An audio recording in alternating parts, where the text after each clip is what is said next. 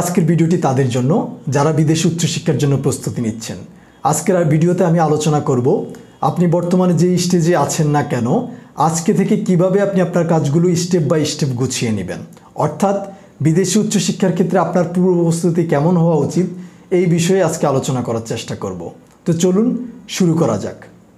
প্রথমে আপনাকে যে কাজটি করতে হবে, আপনি আপনার ল্যাপটপ বা কম্পিউটারে একটি ওয়ার্ড বা এক্সেল ফাইল ওপেন করতে হবে, অথবা আপনি একটি ডায়েরি হাতে নিতে হবে।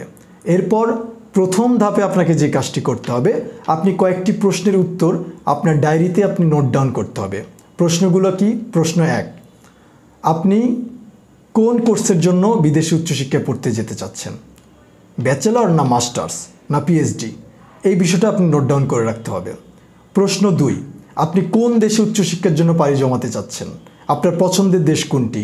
এই বিষয়ে আপনি নোট ডাউন করে রাখতে হবে। প্রশ্ন 3, আপনার পছন্দের সাবজেক্ট কী, অর্থাৎ আপনি কোন সাবজেক্টে পড়তে যেতে চাচ্ছেন এই বিষয়টা আপনাকে নোট ডাউন করতে হবে। এক্ষেত্রে আপনার পছন্দ একাধিক হতে পারে।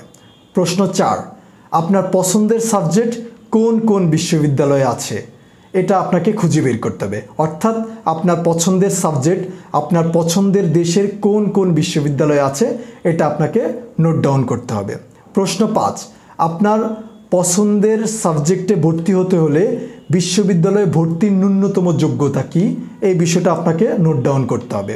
প্রশ্ন 6, আপনার পছন্দের বিশ্ববিদ্যালয়ে পছন্দের সাবজেক্টে পড়তে গেলে টিউশন ফি কেমন আসবে এই বিষয়টা আপনি আপনার নোট ডাউন করে রাখতে হবে। প্রশ্ন 7, আপনার পছন্দের বিশ্ববিদ্যালয়ে কোন কোন সেশনে ইন্টারন্যাশনাল স্টুডেন্টদের ভর্তি নিচ্ছে এবং ভর্তির শেষ সময় বা আবেদনের শেষ সময় কখন এই বিষয়টা আপনার নোট ডাউন করে রাখতে হবে। এই যে 7টা প্রশ্ন আমি বললাম, এই 7টা প্রশ্নের উত্তর আপনি প্রথম ধাপে আপনার ডায়েরিতে অথবা আপনার ল্যাপটপে আপনি নোট ডাউন করতে হবে। দ্বিতীয় ধাপে আপনাকে যে কাজটি করতে হবে, আপনি আপনার পাসপোর্ট রেডি করতে হবে। যাদের পাসপোর্ট আছে ভালো, যাদের পাসপোর্ট নাই তারা অবশ্যই পাসপোর্টের জন্য আবেদন করতে হবে। এক্ষেত্রে আপনার 1 থেকে 1.5 মাস সময় লাগতে পারে, তবে পাসপোর্ট করার সময় অবশ্যই আপনাকে খেয়াল রাখতে হবে যে আপনার পাসপোর্টের সকল তথ্য যেন আপনার সনদপত্রের তথ্যের সাথে হুবহুব থাকে, অর্থাৎ পাসপোর্টের কোনো তথ্যের সাথে আপনার সার্টিফিকেটের কোনো অমিল যাতে না থাকে। ধাপে আপনাকে যে কাজটি করতে হবে, আপনার ভাষাগত দক্ষতা অর্জন করতে হবে, অর্থাৎ আপনি আপনার পছন্দের সাবজেক্টে বা পছন্দের বিশ্ববিদ্যালয়ে ভর্তি হতে হলে বিশ্ববিদ্যালয়ের চাহিদা অনুযায়ী আপনি আপনার ভাষাগত দক্ষতা অর্জন করতে হবে। এক্ষেত্রে বিশ্ববিদ্যালয়ে IELTS স্কোর কত চেয়েছে বা পিটি বা টোফেল বা ডুওলিঙ্গোতে কি কত স্কোর চেয়েছে এই বিষয়টা আপনি কি পূর্বেই নোট ডাউন করে এবং সেই অনুযায়ী আপনাকে প্রস্তুতি নিতে হবে। চতুর্থ ধাপে আপনাকে আপনার সকল একাডেমিক সনদপত্র বা মার্কশিটগুলো আপনাকে সংগ্রহ করতে হবে। আপনার SSC HSC ব্যাচেলার বা মাস্টার্সের সকল মার্কশিট এবং সনদপত্রগুলো আপনার সংগ্রহ করতে হবে, অরিজিনাল কপিগুলো। প্রথম ধাপে আপনাকে যে কাজটি করতে হবে, আপনার সকল কাজের অভিজ্ঞতা সনদ এবং আপনার কোনো সহশিক্ষা কার্যক্রমের সনদ থাকলে সেই সনদগুলো আপনাকে সংগ্রহ করতে হবে। সহশিক্ষা কার্যক্রম বলতে আপনি আপনার শিক্ষা জীবনে BNCC, রোভার স্কাউট বা কোনো সাংস্কৃতিক কর্মকাণ্ডে বা কোনো ক্রিয়ামূলক কর্মকাণ্ডের সাথে যদি আপনি যুক্ত থাকেন তাহলে এই ধরনের এই সংক্রান্ত যত সনদপত্র আছে সব সনদপত্র আপনাকে সংরক্ষণ করে রাখতে হবে। ষষ্ঠ ধাপে আপনাকে যে কাজটি করতে হবে, আপনার সকল ডকুমেন্টস স্ক্যানিং করে একটি কপি আপনার কাছে অনলাইনে জমা রাখতে হবে, কেননা বিশ্ববিদ্যালয়গুলোতে যখন আপনি আবেদন করবেন তখন অনলাইন কপিগুলোর প্রয়োজন হবে। এই জন্য আপনি পূর্বেই আপনার সকল ডকুমেন্টস সংগ্রহ করে স্ক্যানিং করে একটা কপি জমা রাখবেন এবং পাশাপাশি আপনি যে কাজটি করবেন, আপনি 1 কপি ফটোকপি আপনি আপনার কাছে জমা রাখবেন। সকল ডকুমেন্টসের 1 কপি ফটোকপি আপনার কাছে জমা রাখবেন। এর পাশে আপনাকে আরও যে কাজটি করতে হতে পারে সেটা হলো আপনার কোনো ডকুমেন্টস অনেক সময় ট্রান্সলেট করার প্রয়োজন হতে পারে, সেই ডকুমেন্টসগুলো ট্রান্সলেট করে এবং বিশেষ ক্ষেত্রে বা প্রযোজ্য ক্ষেত্রে আপনি ডকুমেন্টসগুলো নোটারি করে আপনার কাছে পূর্বেই সংরক্ষণ করে রাখতে হবে। প্রথম ধাপে আপনাকে যে কাজটি করতে হবে, আপনার রিকমেন্ডেশন লেটার সংগ্রহ করতে হবে, অর্থাৎ আপনি পূর্বে যে কলেজ বা বিশ্ববিদ্যালয়ে পড়াশোনা করেছেন ওই কলেজ বা বিশ্ববিদ্যালয়ের প্রফেসর কর্তৃক আপনি রিকমেন্ডেশন লেটার সংগ্রহ করতে হবে। এই ক্ষেত্রে অধিকাংশ বিশ্ববিদ্যালয়ে কমপক্ষে 2টা রিকমেন্ডেশন লেটার চায়, তো সেক্ষেত্রে আপনি 2 জন প্রফেসর কর্তৃক 2টা রিকমেন্ডেশন লেটার সংগ্রহ করতে হবে। এবং এর পাশাপাশি আপনাকে যে কাজটি করতে হবে, আপনি মোটিভেশন লেটার কিভাবে লিখতে হয় বা এসওপি কিভাবে লিখতে হয় এই বিষয়ে আপনার ধারণা নিতে হবে। কেননা প্রতিটা বিশ্ববিদ্যালয়ে আবেদন করার সময় আপনাকে একটি মোটিভেশন লেটার এবং এসওপি জমা দিতে হবে। ওই মোটিভেশন লেটার বা এসওপিতে আপনার উল্লেখ করতে হবে যে আপনি কেন ওই বিশ্ববিদ্যালয়ে ওই সাবজেক্টে পড়তে যেতে চাচ্ছেন, কেন আপনার পছন্দের তালিকায় এই দেশ বা এই সাবজেক্ট বা এই ইউনিভার্সিটি, এই বিষয়ে সংক্ষিপ্ত আকারে আপনার মোটিভেশন লেটারে উপস্থাপন করতে হবে। কাজেই মোটিভেশন লেটার কিভাবে লিখতে হয় এই বিষয়টা আপনাকে জেনে নিতে হবে। প্রথম ধাপে আপনার যে কাজটি করতে হবে, নেটওয়ার্ক তৈরি করা।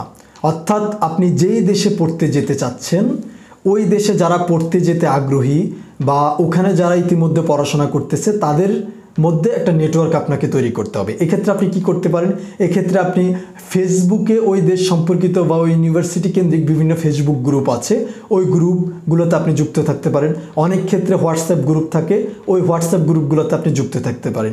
এক্ষেত্রে আপনার যে সুবিধাটা হবে যে ওই গ্রুপগুলোতে যুক্ত থাকার পর আপনি আপনার যত অজানা প্রশ্ন আছে, আপনার মতো অনেক শিক্ষার্থী এখানে যুক্ত হবে এবং তারা ওখানে বিভিন্ন ধরনের প্রশ্ন করবে, বিভিন্ন সমস্যা নিয়ে তারা প্রশ্ন করবে এবং ওখানকার অ্যাডমিনগণ বা ওখানে যারা অভিজ্ঞতা সম্পন্ন তারা এই প্রশ্নগুলোর উত্তর দেওয়ার চেষ্টা করবে।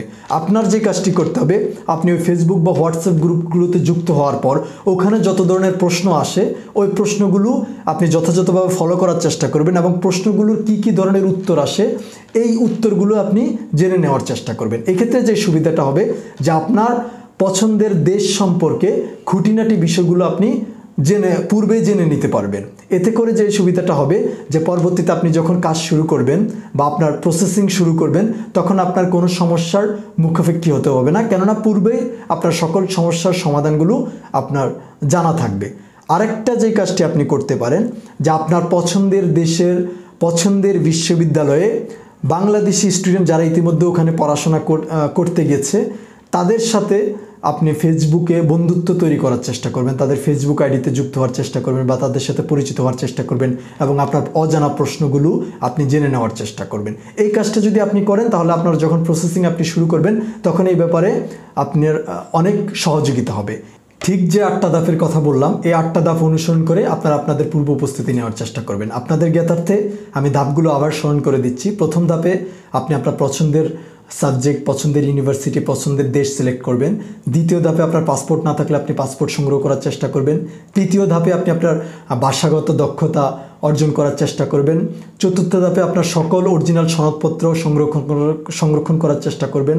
পঞ্চম ধাপে আপনি আপনার সকল অভিজ্ঞতা সনদ এবং সহশিক্ষা কার্যক্রমের সনদগুলো সংরক্ষণ করার চেষ্টা করবেন। ষষ্ঠ ধাপে আপনি আপনার সকল ডকুমেন্টসগুলো স্ক্যানিং করে পিডিএফ কপি সংরক্ষণ করার চেষ্টা করবেন। সপ্তম ধাপে আপনি রিকমেন্ডেশন লেটার সংরক্ষণ করার চেষ্টা করবেন এবং মোটিভেশন লেটার কিভাবে লিখতে হয় সে বিষয়ে ধারণা নেওয়ার চেষ্টা করবেন এবং অষ্টম ধাপে আপনি নেটওয়ার্ক সৃষ্টি করার চেষ্টা করবেন। তবে একটা বিষয় সকলের জ্ঞাতার্থে জানিয়ে রাখছি, আপনারা যারা ব্যাচেলার বা মাস্টার্স কোর্সে বিদেশি উচ্চশিক্ষায় আগ্রহী তারা অনেক ক্ষেত্রেই দেখা যায় যে একটা ভুল সবাই করে, সেটা হচ্ছে না বুঝে আপনারা হচ্ছে যে কোন সময়টাতে আপনি আপনার ভাষাগত দক্ষতা অর্জন করবেন এই বিষয়টা না বুঝেই অনেকে সিদ্ধান্ত নিয়ে থাকেন। তাদের জন্য আমার পরামর্শ হলো আপনারা যারা ব্যাচেলার কোর্সে যেতে চান তারা অবশ্যই এইচএসসি পাশের পরে আপনি আপনার ভাষাগত দক্ষতা অর্জন করবেন এবং যারা মাস্টার্স কোর্সে যেতে চান তারা ব্যাচেলার কোর্স শেষ করে অথবা শেষ পর্যায়ে থাকা অবস্থায় আপনি আপনার ভাষাগত দক্ষতা অর্জন করার চেষ্টা করবেন। যারা দ্বিতীয় বা তৃতীয় বর্ষে পড়াশোনা করছেন ব্যাচেলারে তারা ওই সময়টাতে ভাষাগত দক্ষতা অর্জন না করা এটাই ভালো, কেননা ওই সময়টাতে আপনি ব্যাচেলার কোর্সে যেতে পারবেন না, কারণ অধিকাংশ বিশ্ববিদ্যালয়ে ব্যাচেলার কোর্সে 2 বছরের বেশি স্টাডি গ্যাপ গ্রহণ করে না এবং যদি আপনি অনার্স দ্বিতীয় বা তৃতীয় বর্ষে থাকা অবস্থায় ভাষাগত দক্ষতা অর্জন করেন তাহলে দেখা গেছে যে আপনি ব্যাচেলার কোর্স শেষ হওয়ার সময় আপনার যে ভাষাগত দক্ষতা সনদ তারও মেয়াদ শেষ হয়ে যাবে। কাজে এই ভুলটি কখনোই করা যাবে না। আপনি আপনার টার্গেট স্থির করে সে অনুযায়ী আপনি আপনার ভাষাগত দক্ষতার জন্য প্রস্তুতি নেবেন। আজকে যে বিষয়টি আলোচনা করলাম আজকে এই পর্যন্ত। পরবর্তীতে নতুন কোনো ভিডিওতে আসব পরবর্তীতে করণীয় কি এই বিষয়ে আলোচনা নিয়ে। ধন্যবাদ। এই পর্যন্ত ভালো থাকবেন সবাই।